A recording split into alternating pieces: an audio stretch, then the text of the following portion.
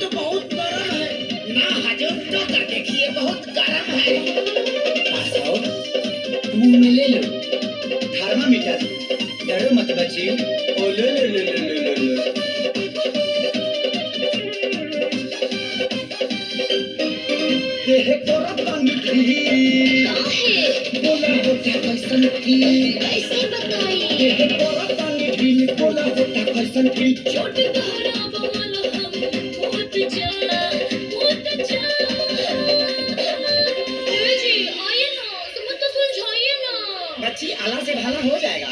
आवाना लौट जा आवाना लौट जा आवाना लौट के तू लहे लहे लौट जा आवाना लौट जा आवाना लौट जा आवाना लौट के तू लहे लहे लौट जा।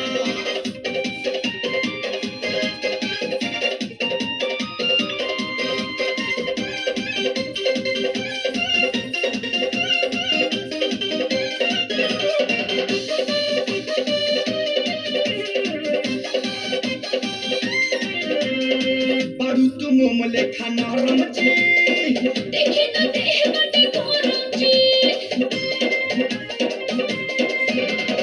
झुला पके हे लागे हीटर जी चार लगे कमर के भीतर जी खाना खाना टपले ना ना ना ना जल्दी कहीं जाई से अच्छा खाना खाना टपले जल्दी कहीं जाई से वाटे लव हर दवाई लवे छोट जा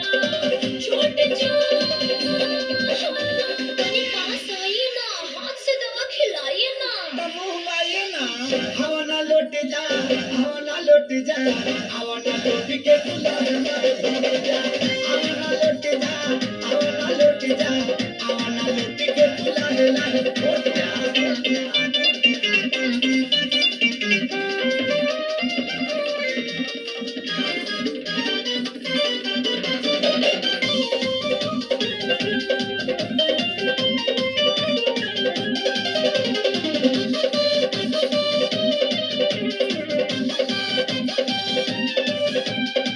हवाला गाड़ी इंजेक्शन हो ना ना ना काफी रिएक्शन हो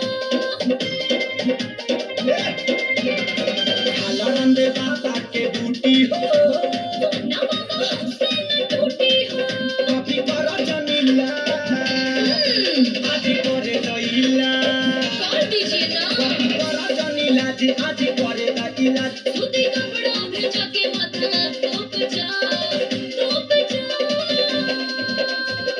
पानी पिलाइए ना टॉनिक मत खिलाइए बहुत महंगा है बड़ी मार मारेंगे चुप हवाना लौट जा हवाना लौट जा हवाना लौट के तू लहे लहे